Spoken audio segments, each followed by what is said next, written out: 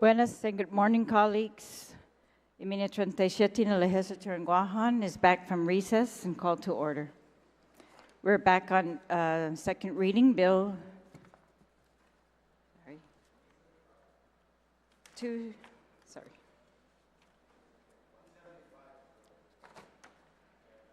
175-37 COR, as substituted on the floor and amended on the floor. We're at closing. Senator Dueñas, you're recognized. Madam Speaker, and to all of our colleagues. Madam Speaker, this has been a long journey to justice, a long journey for close to 5 years for individuals of decedent estates not being able to be treated fairly as they had been treated prior to a decision being made to discontinue using the same methodology as parental subdivisions and be able to realize the dream of home ownership and highest and best use of their property.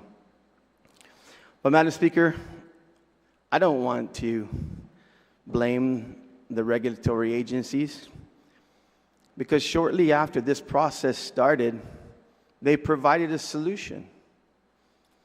And the solution is here now.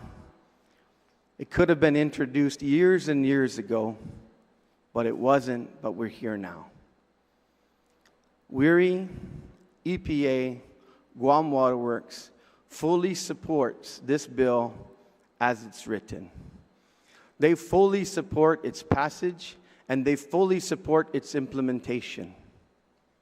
Madam Speaker, there's been some discussion on Committee of the Whole and more discussion. The committee can call an oversight hearing next week, and we can sit down and talk to the same officials and ask them why they are satisfied with this solution that's been presented. I can tell you why they're satisfied with this solution, because it was their solution. I want to thank Senator Simon Sanchez, CCU member, for facilitating a lot of this discussion.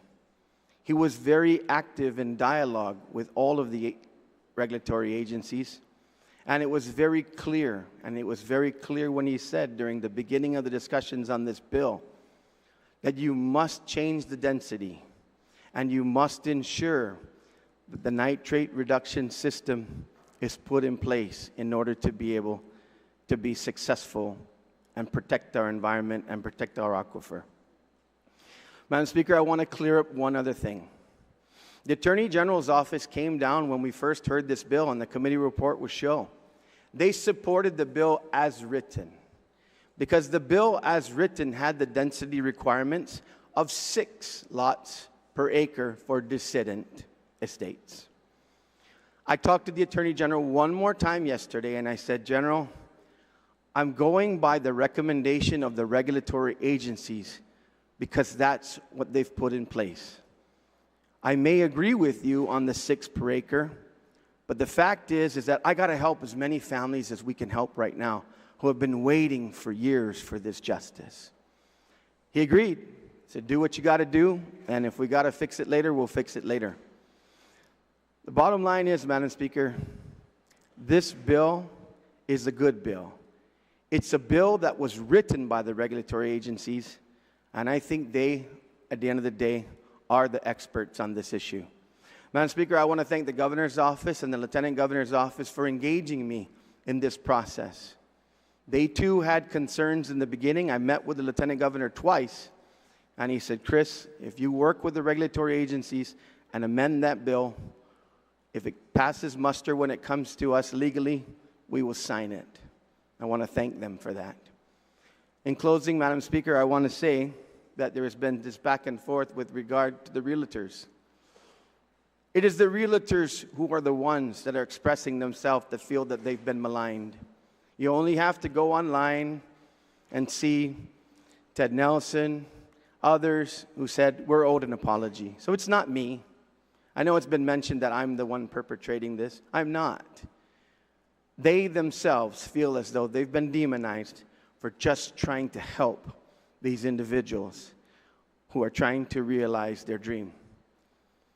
Madam Speaker, at the close last Friday, I got a call from someone who said Senator Jesse Lujan was in the foyer outside comforting Mr. Santos, because when it went to the third reading, that man has fought so hard for this, Mr. John Santos, and for his baby Janae, that he actually was in tears. And Senator Lujan comforted him, spent time with him, and told him it's going to be all right. We're going to get this done.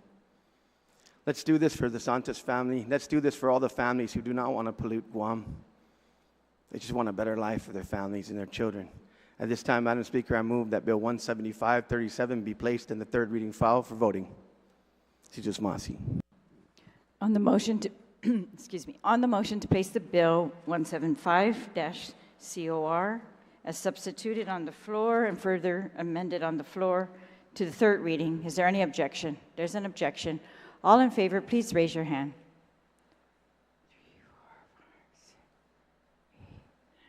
10. Motion carries. We're now on bill number 190-37 COR. Vice Speaker Muñoz Barnes, you are recognized.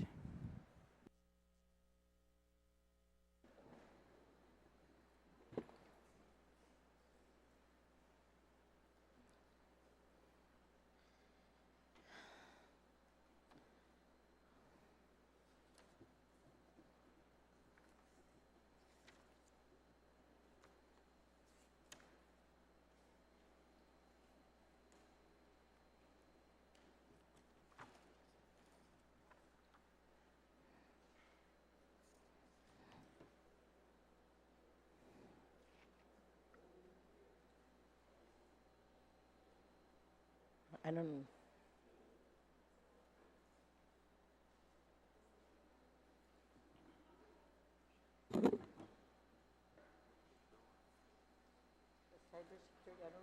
I don't know where I put my glasses.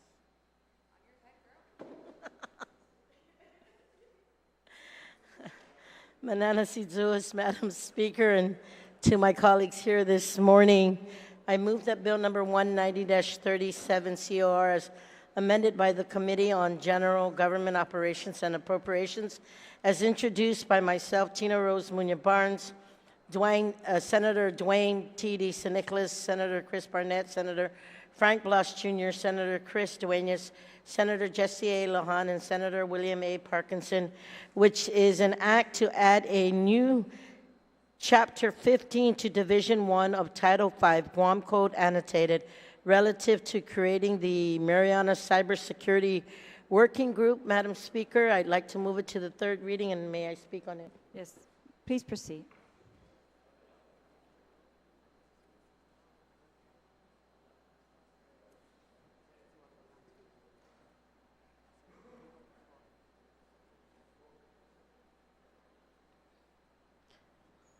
Madam Speaker, I was just shared that there is an event happening at 10 o'clock for our World War II survivors in the village of Jonia, and there was a request to ask to recess for that event. So I guess at this time, on a motion. For how long would that be? I think it would be about an hour and 15 minutes, hour and 30.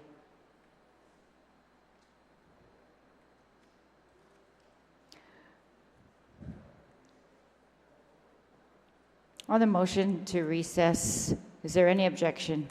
No objection. Seeing no objection, we'll be recessed until 1 p.m. today. 1 Thank p.m. you.